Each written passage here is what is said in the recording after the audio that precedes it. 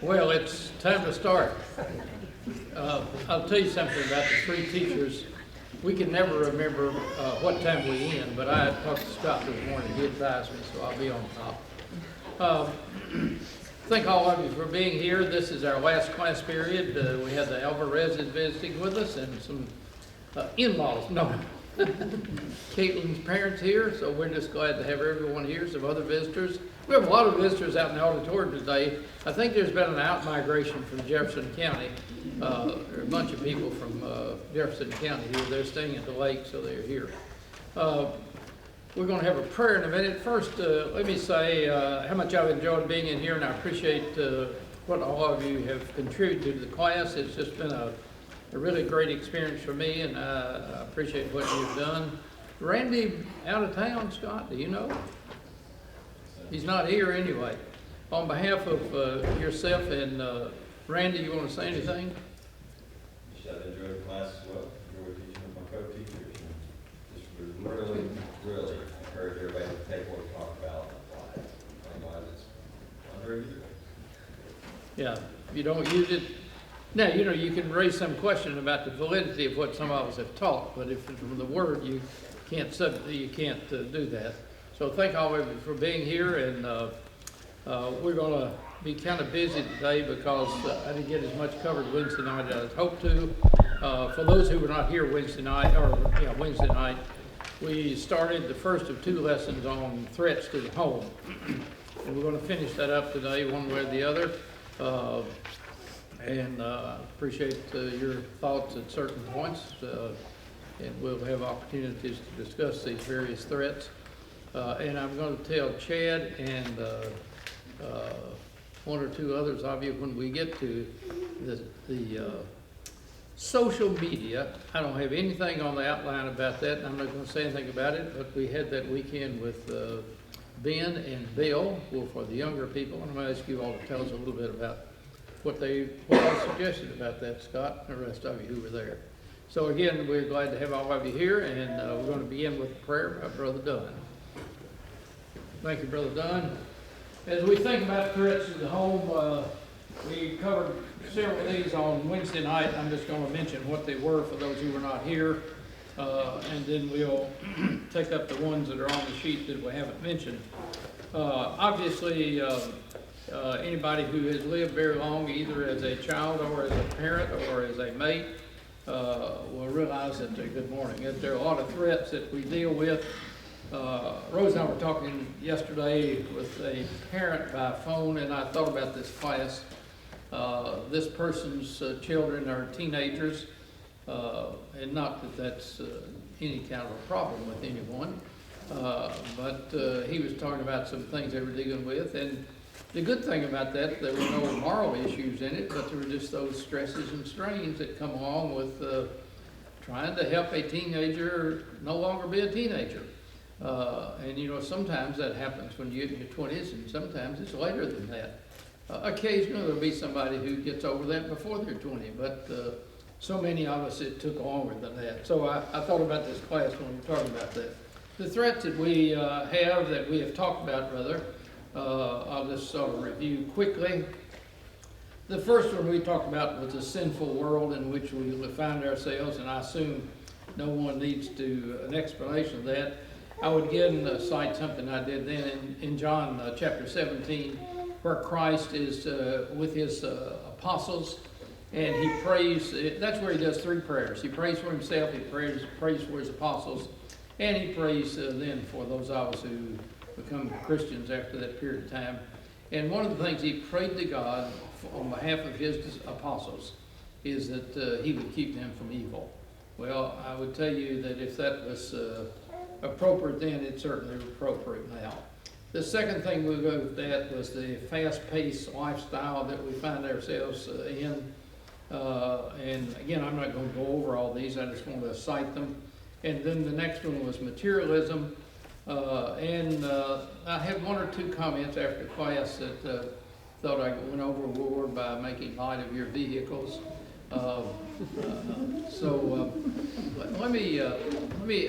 thought about not vehicles. You can do what you want to with that, wreck them or whatever.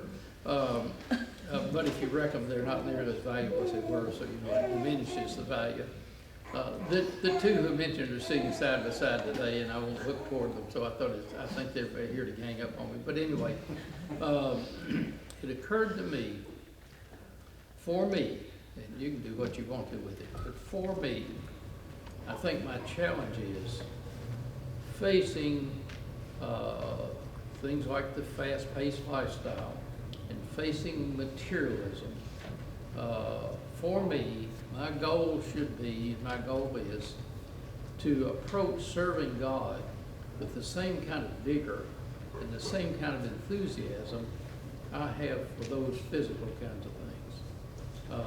And it's, I'm not trying to say some of those, well, maybe those are wrong, maybe some of the things you do are wrong, but it seems to me is where we place our emphasis and what's really important to us. And of course, we show to other people what's important to us by how we behave toward those things. The other thing I ran across in my file, and I have no idea where I came across this. I don't have it. I'm saying it's the heading on it is grandmothers, and it says eat it up, wear it out, make it do, and do not and do without, which sounds like something a grandmother would say. Then going from materialism, the next thing we talked about was inadequate male leadership. And I just feel so strongly about that. I feel strongly about all these things. But as we've talked about in here, male leadership, and this is not to diminish the role of women. As I said, and since you won't hear for the whole thing, let me say again, I said Wednesday night, I'm not anti-woman. As I said, my wife and my mother are women, or one was, and is no longer. Because she's dead, but nevertheless, thought I could explain that. It is not Rose. Nevertheless, male leadership is God's order of things. And the best leadership in a marriage is to make sure that you and your mate are on the same page about how decisions are made, what the focus is in your marriage, what the focus is in your life. And it's just essential. It just has to happen. The next one I mentioned was radical feminism. And the thing I talked about on that in particular, two things. One, that has had a devastating impact, in my opinion, on God's order of things in the home and in the family. And I think we see that played out every day these days in our society. And again, as I mentioned on Wednesday night, for thousands of years, historians, culturalists, and other people have pointed out the great value of women in society and in the family, but it needs to be according to the will of God. The next thing we talked about was humanism and secular education, and then we were on what I call the permissiveness sexually related to sexual matters in our culture. And we had talked about most of this, but I want to go back there and sort of begin today's discussion with that. We see this particularly among youth, and twice today I'm going to make reference to results of surveys that have been taken. And let me say that I realize that surveys are not always factual, but they're certainly an indication. One of the survey results I read recently that I found really unsettling is that among high schoolers, teenagers who attend church on a regular basis, that a big majority of them are sexually active. Now, I'm not talking about any particular group, I'm just talking about that's what surveys have shown. In thinking about our permissive society, cohabitation before marriage is quite prevalent. And the rationale that some give for cohabiting is, well, we'll see if we're compatible with one another. Now, again, there are surveys that show that those who cohabited for up to 2 years and then got married, that their divorce rate is higher than those who did not cohabit. So it kind of shoots that rationale out of the water, if you will. You know, the rationale that some use is we're having a trial period. We're seeing whether we are compatible or not. Well, that is contrary to the will of God, whichever it might be. In this permissive society, we see homosexual activities that are rampant. And again, there's nothing new about that. If you think about Roman leaders at the time of the height of the Roman Empire, according to secular history, many of those leaders were active homosexually. So it's not something that we've just discovered in recent years. It's been around a long, long time. Some of these permissive kinds of activities are at least accepted, if not condoned, by society generally, by governments. It's just something that's gotten out of hand, and then we see the same sort of thing as far as abortion is concerned. And I mentioned last time that some writer had said that the most dangerous place for a child is in the womb. So it tells something about where we might be and where we are. The other thing that I mentioned last time, and I'll just take this up briefly today, is that so many of our corporations in our country and in the world, as far as that's concerned, not only have blinked at this, but they've actually encouraged some of these kinds of activities. They encourage them through their marketing and through other aspects. And I specifically mentioned Disney. And I want to say that again. I had mentioned that about two holidays ago, I had said to our family, we ought to quit buying gifts of our children from Disney. But as I said then, the last high holiday, I didn't notice any dimension in that, or any decline in it, rather. But, you know, we're in a culture where, you know, major corporations are promoting some of these things and certainly not condemning them. So that's kind of where we were last time. We've got 3 or 4 more to deal with here. Anything you want to say about any of those that we talked about last week? And I've just gone through in a hurry today. Anybody a comment, correction, expansion, what have you? No one? Well, good. I didn't want to waste time on that anyway. Okay. No, I'm not serious. The next one on the list is the use of alcohol and drugs. And I'm going to talk about this a long time because I want to talk more about some of these other things.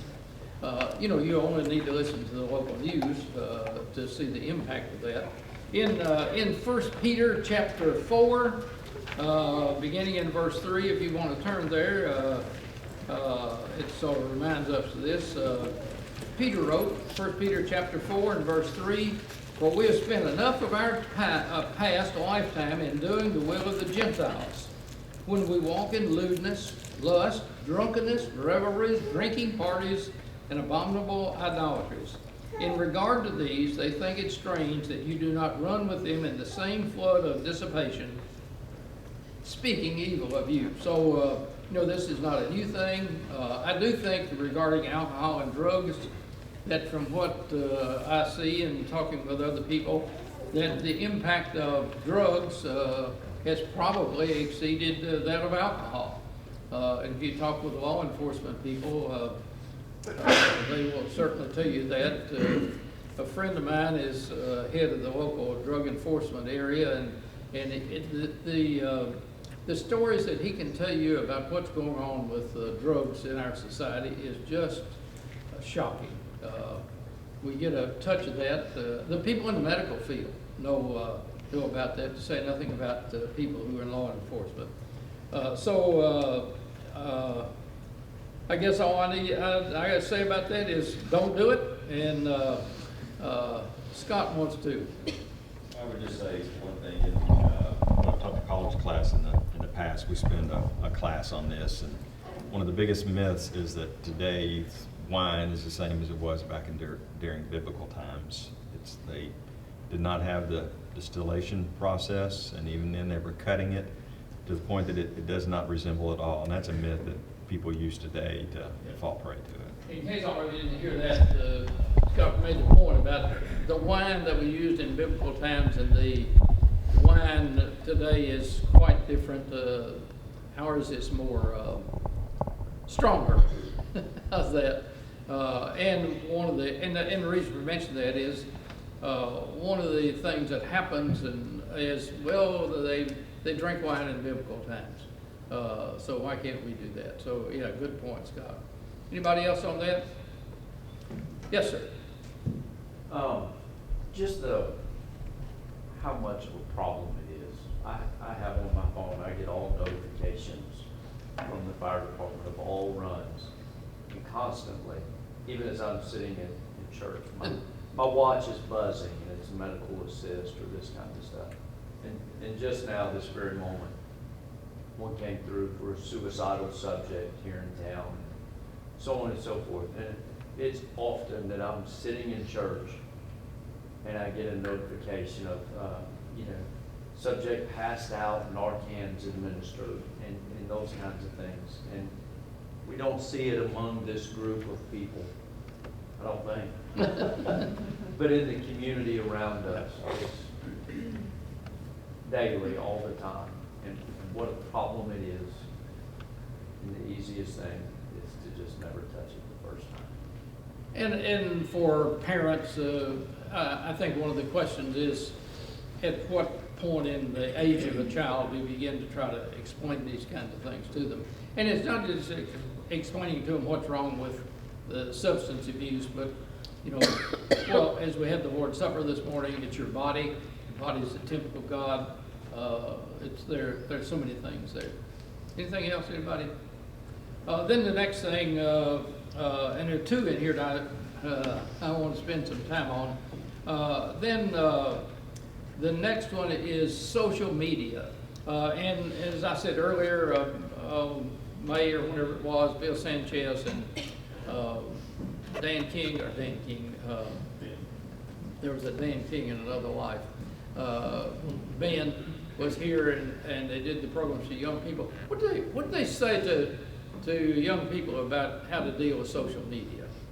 Well, one of the biggest things that, it was, good versus bad, of course, and, but really they focused more on what the bad of it was. And, I think the most eye-opening thing is after, like, the end of the weekend after they had done the lessons, they did a survey, an anonymous survey, and, and even the kids realized, and I think a lot of these probably be similar with adults too, but, like, do you see social media as negative or positive? But it's 88% of the kids said it was negative. And I think that tells a lot, but one of the things that, when you talk, there's one section on the negatives, what about it is, and one of them is it's so addictive. To go back on it, it said addictive and distracting. Some said depression, anxiety, comparison, jealousy, temptation. So there's so many of those things. And I would say a lot of us adults would say the same things too.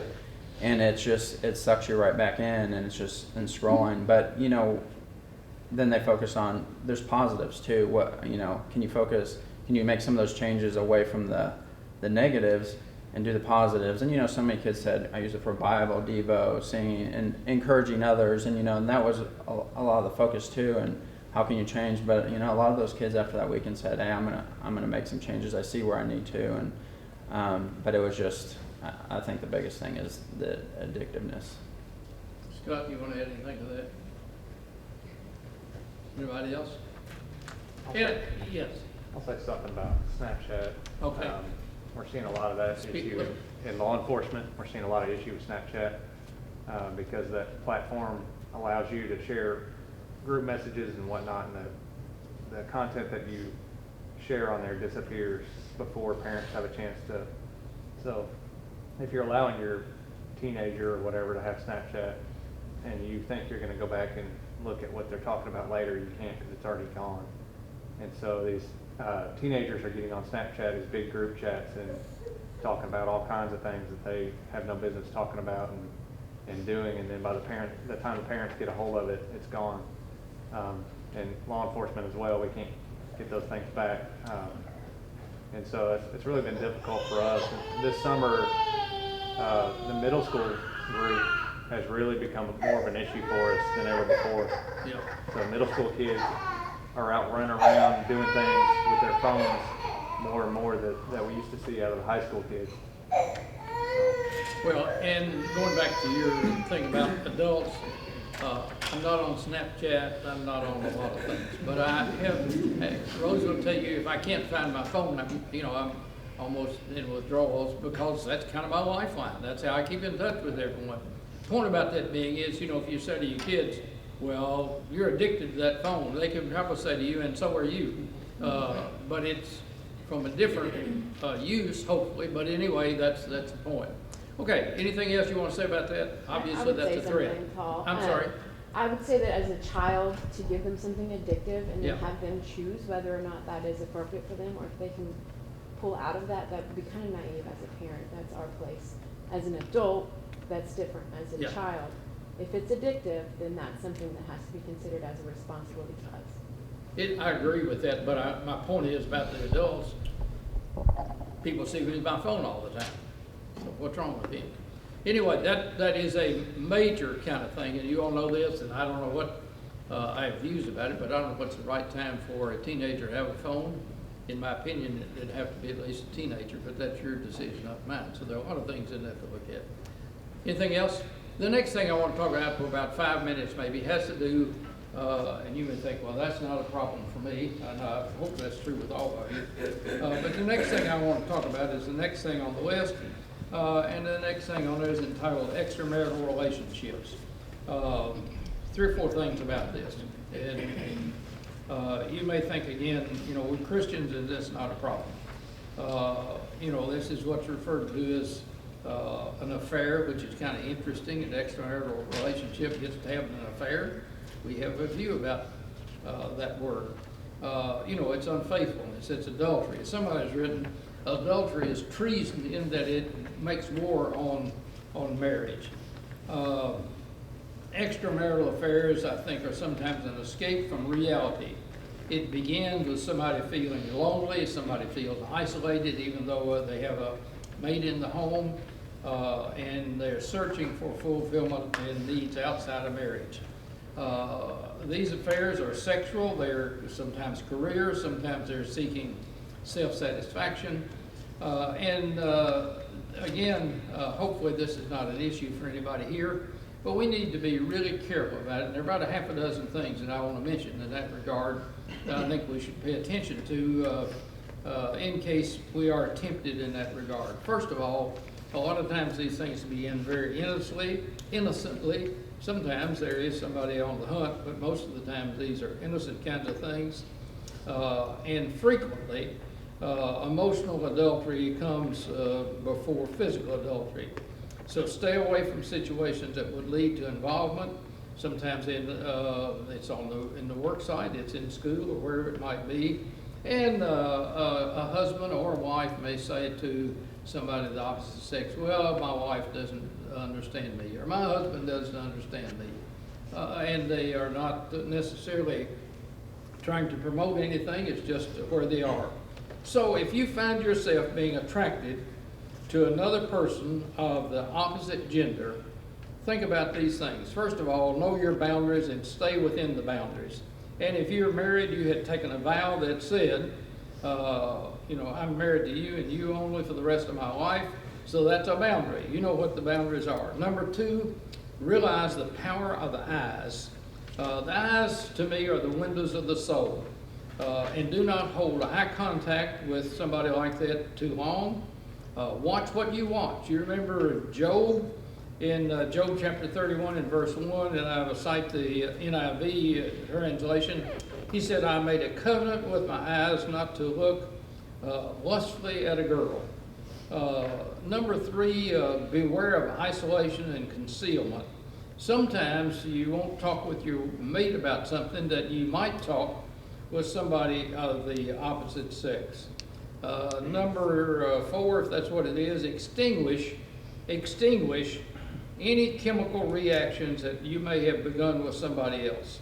And let me tell you, that is especially dangerous for elders and for preachers and for people who are trying to help other people. I would tell you, when I was attempting to be a shepherd here, that if a woman wanted to talk with me, and I would usually try to do that at the building, and I would always make sure that somebody else was here, hopefully just right across the hall. And I usually like for it to be another female.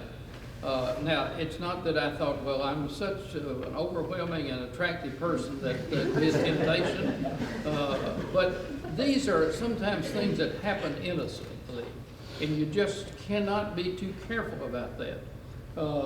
And there are a lot that can be said about that, but that's sufficient for now. And then the last thing I would mention in that regard is remember the ordinances of God.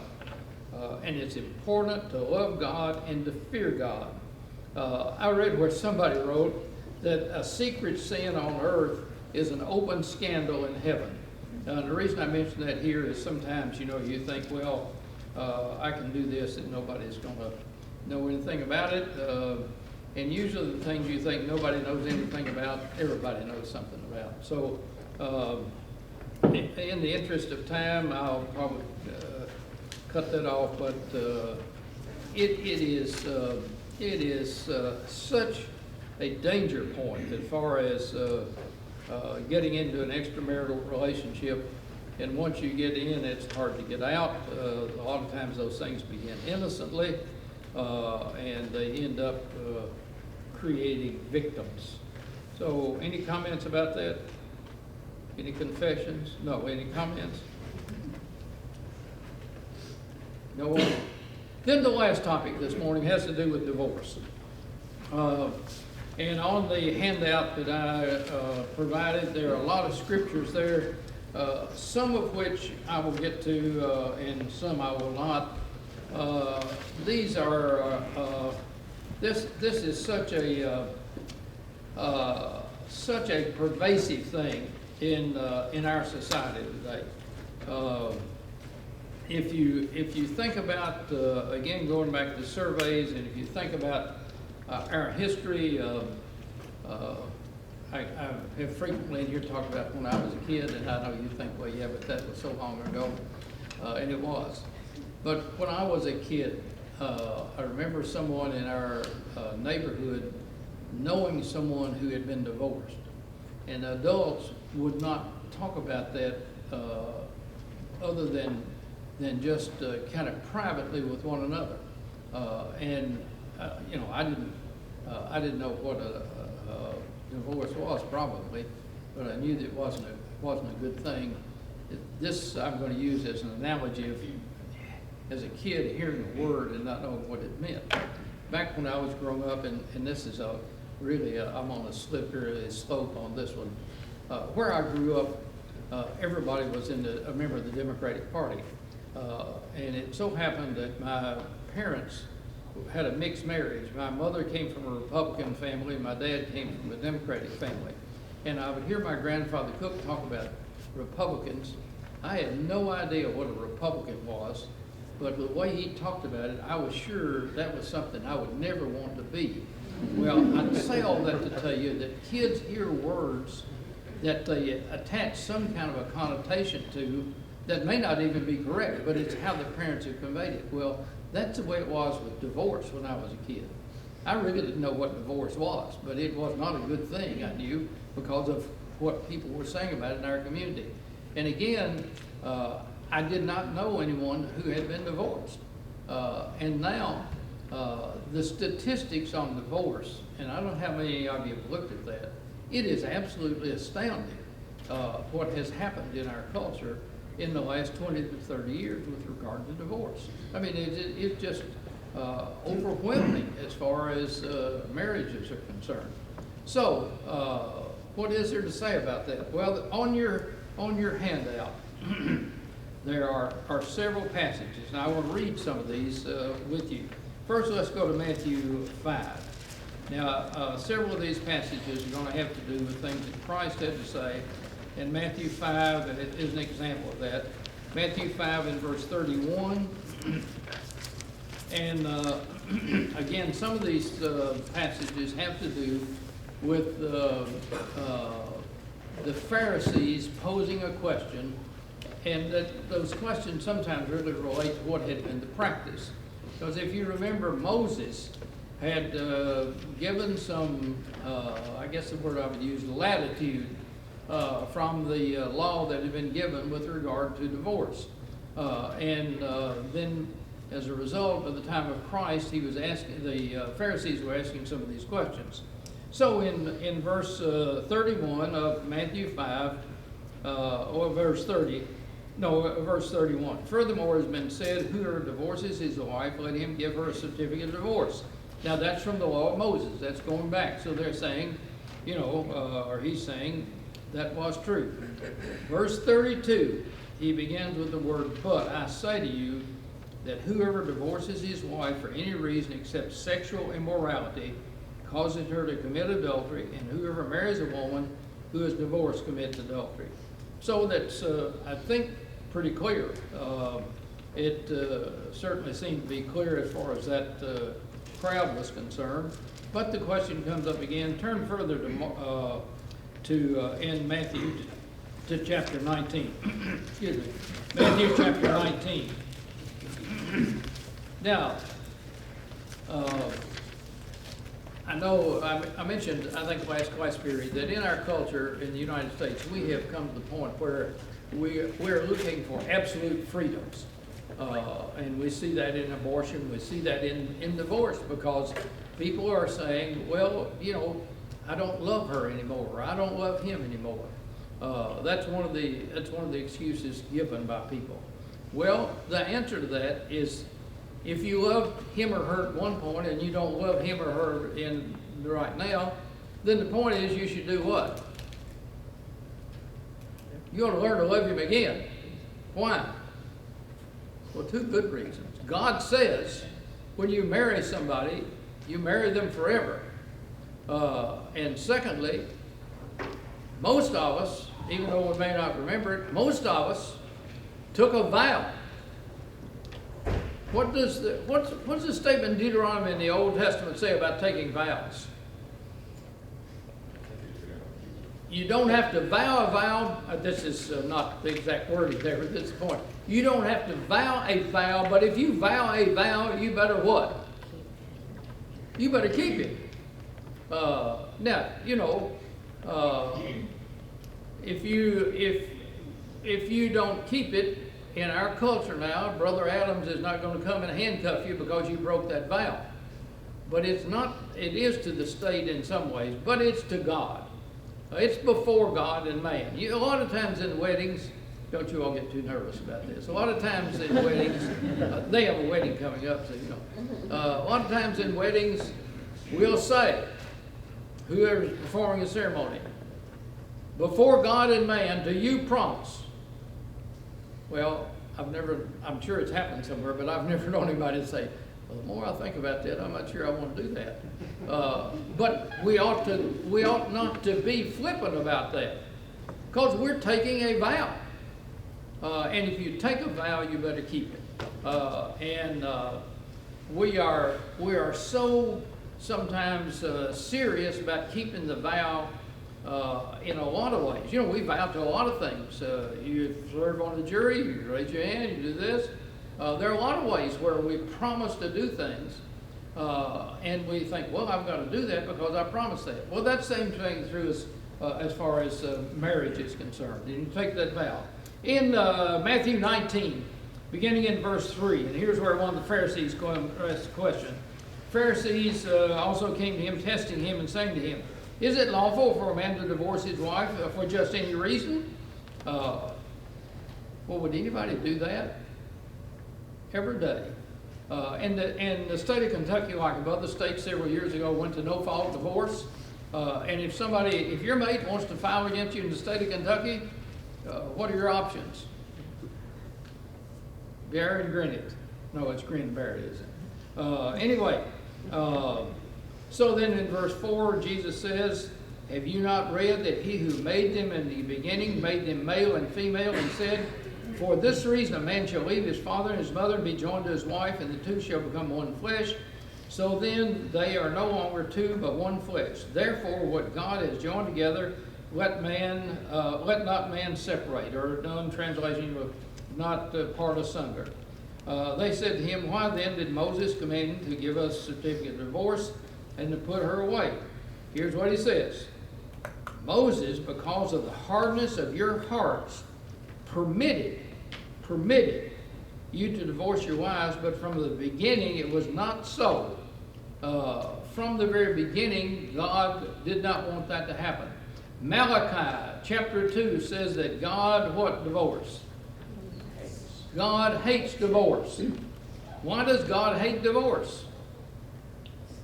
From the beginning, God created man and woman, put them in the garden. They were a family, and He expected them to be together. Plus, you take the vow, and God hates people who lie. And if you break that vow, I think that's where you are. Verse 9, and I say to you, except whoever divorces and I say to you, whoever divorces his wife, except for sexual immorality, and that some places there will just have the word fornication, and marries another, commits adultery, and whoever marries her who is divorced commits adultery. So that seems to me to be pretty clear about what's expected there and how you should carry that out. Look at Mark 10 right quickly here. Mark chapter 10. Mark 10 and verse 11. And the same, what I'm going to read here is also found in Luke 16, 18. Basically the same wording, but certainly the same thought. Mark 10, verse 11. And they asked him, that's not right, verse 10, chapter 10. And so he said to them, whoever divorces a wife and marries another commits adultery against her. And if a woman divorces her husband and marries another, she commits adultery. So it's pretty clear.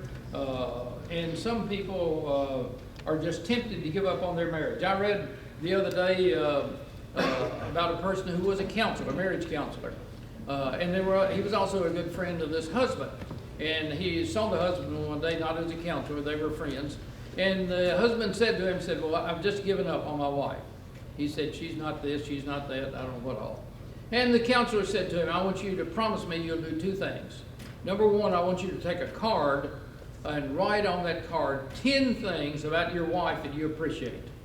And the second thing, for 3 weeks, I want you to pray for your wife every day.